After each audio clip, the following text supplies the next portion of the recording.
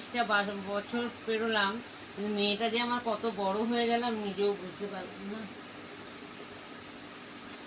ওকে বড় করেছি, ওই উপহারটা দিল আর ভাবতে পারিনি।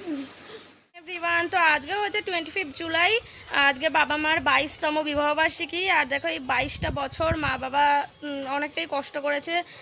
মানে সেরকমভাবে বিবাহবার্ষিকী পালন কী জিনিস সেটা তো মা বাবা কোনোদিনই বোঝেনি। তো এখন আমি বড় হয়েছি, আমারও একটুখানি মনে হয় যে না ঠিক আছে, একটাই তো দিন, এই দিনটা যদি একটু আনন্দ করে একটু ভালোভাবে কাটানো যায় তাহলে খুবই ভালো হয়।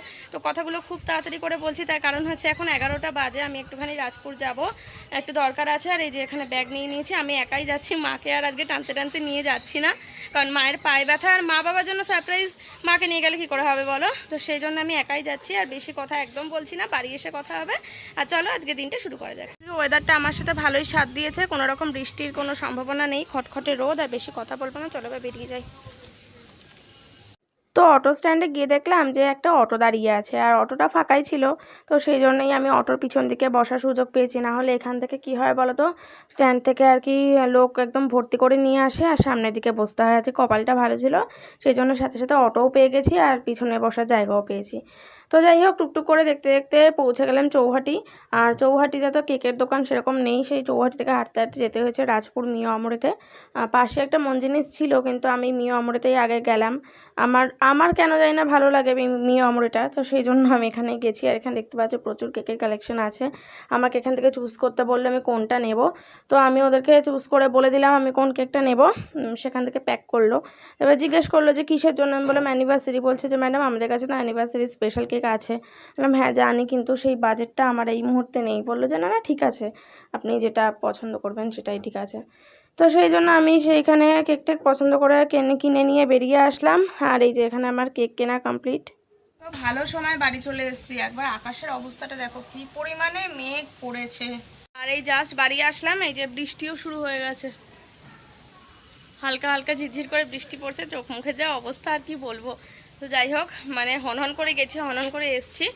খুব তো কাছে না, অটো করে যেতে হয়েছে, গিয়ে রাজপুরে গিয়ে মানে চৌহাটিতে নেমে চৌহাটি থেকে রাজপুর অবধি হেঁটে গেছি, গিয়ে মিও আমরের থেকে কেকটা নিলাম। তো এই প্রথম জীবনে বাবা মার মানে বিবাহবার্ষিকীতে কেক আনা হয়েছে আমাদের। যাই হোক, তোমরা দেখবে 2 বছর আমার জন্মদিন তোমরা দেখেছো, কেকটা আনা হয় না।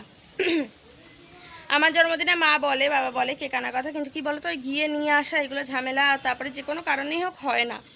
আর এইবার আমার একটু ইচ্ছা হয়েছে যে না ঠিক আছে, মা বাবাকে নতুন জামা কাপড় দিয়ে পরিয়ে আর কি কেক কাটাবো, এরকম একটা ইচ্ছে আমার হয়েছে। তো দেখা যাক, এখন আস্তে আস্তে বলছিলেন মা ঘরে আছে, মা জানে না, তা সেই জন্যই আর কি নিয়ে আসলাম।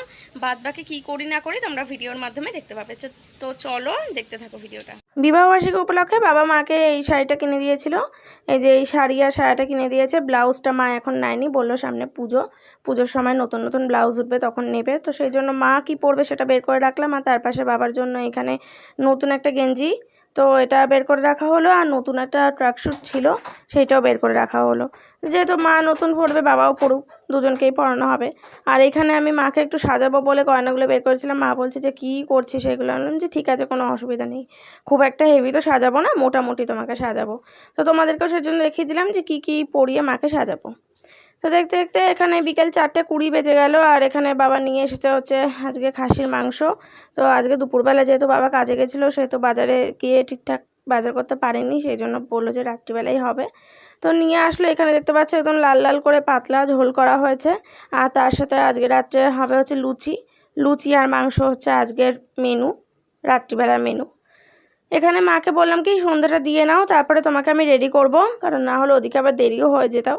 তো সন্ধ্যা দেওয়ার পর এখানে আমি আগে যেই টুলটার মধ্যে কেক রাখবো সেই টুলটা আগে রেডি করলাম, সব থেকে বেশি ইম্পর্টেন্ট যেটা। তারপরে এইখানে হচ্ছে কেক। তো চলো এবার তোমাদের কেকটা দেখিয়ে দিই। 1 2 3, এই হচ্ছে কেক। তো এখানে দেখতে পাচ্ছ আমি লিখেছি মা অ্যান্ড বাবা, মানে ওরা লিখে দিয়েছে আর কি।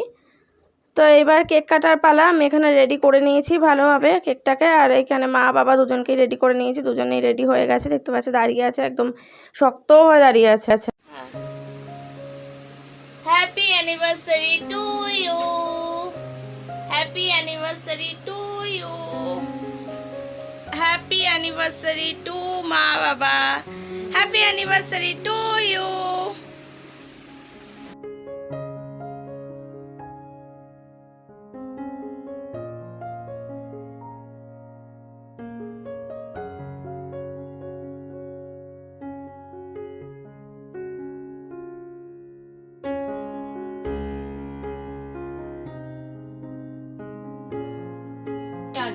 দেখতে দেখতে 22টা বছর পেরোলাম, মেয়েটা যে আমার কত বড় হয়ে গেল আমি নিজেও বুঝতে পারছি না। ওকে বড় করেছি, ওই উপহারটা দিল আর ভাবতে পারিনি। সত্যিকারে আমাদের কাছে একটা বিরাট বাবা, ওকে যে বড় করতে পেরেছে এটা বিরাট বাবা আমাদের কাছে। হয়েছে, স্টপ। আর কেকের সাথে সাথে আমি 3টে আইসক্রিমও নিয়ে এসেছিলাম। কর্নেটো আইসক্রিম আমরা খেতে এমনি খুব ভালোবাসি, সেই জন্য। তো এই যে এখানে এখন আইসক্রিম খাওয়া হচ্ছে। তারপরে মা এখানে এখন ময়দা মাখছে লুচি করার জন্য। রাত্রিবেলার মেনু হচ্ছে লুচি আর মাংস। তো যাই হোক, কেমন লাগলো ভিডিওটা অবশ্যই কমেন্ট করে জানিও। কাল দেখা হচ্ছে নতুন একটা ভিডিও নিয়ে।